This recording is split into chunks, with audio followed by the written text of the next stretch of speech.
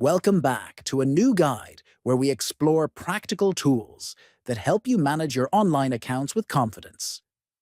In today's video, we are focusing on how to change your PIN when you contact support in GoDaddy. First, log into your GoDaddy account.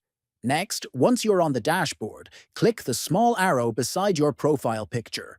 Then, from the menu that appears, select Account Settings. After that, look at the left sidebar and select the Security section.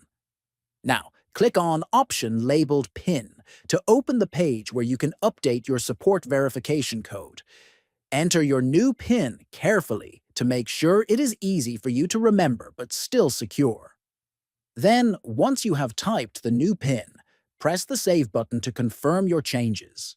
This process helps keep your account protected and ensures faster identity verification when you reach out for help.